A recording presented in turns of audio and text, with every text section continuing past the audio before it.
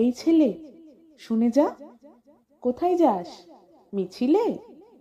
তুই বুঝিস মিছিল, না বুঝেও যাচ্ছিস। এ মিছিল ভালো না।